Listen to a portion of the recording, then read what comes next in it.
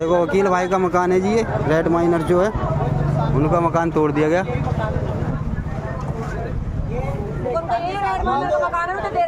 ये है जी, देखो एमसीडी वाले आए, नहीं माने किसी की भी, पूरा मकान तहस नहस कर दिया गया।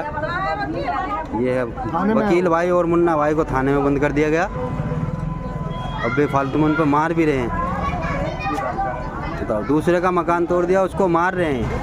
दिल्ली के श्रीनिवासपुरी इलाके से इस समय बड़ी खबर आ रही है, जहां रैट माइनर्स के बॉस वकील हसन के घर पर बुलडोजर चला दिया गया है। आपको रैट माइनर्स याद होंगे, वही रैट माइनर्स जिन्होंने उत्तर काशी के टनल में 17 दिन तक फंसे रहे 41 मजदूरों को अपनी जान पर खेलकर बाहर निकाला था।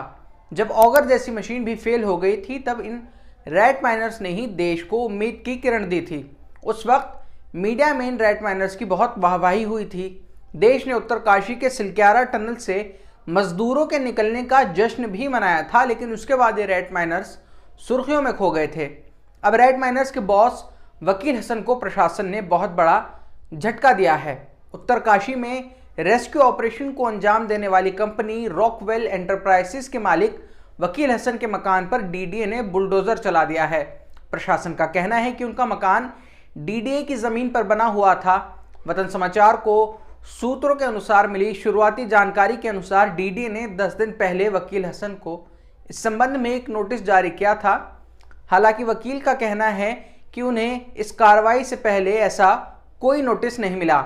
वकील हसन ने वतन समाचार से कहा है कि उनका आवास जिस मोहल्ले में स्थित है वो पूरा मोहल्ला ही डीडीए की जमीन पर बना है, लेकिन डीडीए ने उन्हें निशाना बनाया है। वकील ने उत्तरकाशी मिशन के सफल होने के बाद इंडियन एक्सप्रेस को दिए गए इंटरव्यू में कहा था, बचावकर्ताओं में से कोई भी इस काम को अकेले अंजाम नहीं दे सकता था और यही संदेश मैं हर किसी को देना चाहता हूं।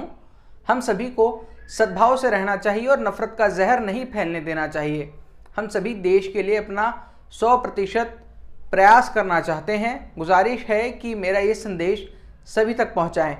प्रमुख रूप से दिल्ली जल बोर्ड के लिए काम करने वाली रॉकवेल एंटरप्राइजेस राजस्थान और यूपी सहित कई राज्यों में काम कर चुकी है, लेकिन उत्तरकाशी में उनका काम पहला रेस्क्यू ऑपरेशन था। आमतौर पर जिस काम को करने में 10 से 15 दिन लग सकते थे, वकील हसन की टीम ने उस काम को एक दिन में पूरा किया था।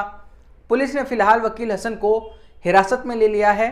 दिल्ली पुलिस ने वकील को हिरासत में क्यों लिया है, इसकी जानकारी फिलहाल वतन समाचार के पास नहीं है, लेकिन ये जानकारी हमें जैसे ही मिलेगी हम आप तक पहुंचाएंगे। तब तक आप जुड़े रहिए वतन समाचार के साथ। अगर आप इस चैनल पर नए हैं तो हमारे चैनल को सब्सक्राइब करिए और बेल आइकन दबाइए, ताकि हमारी सारी वीडियोस और अपडेट्स सबसे पहले आप तक पहुंचें।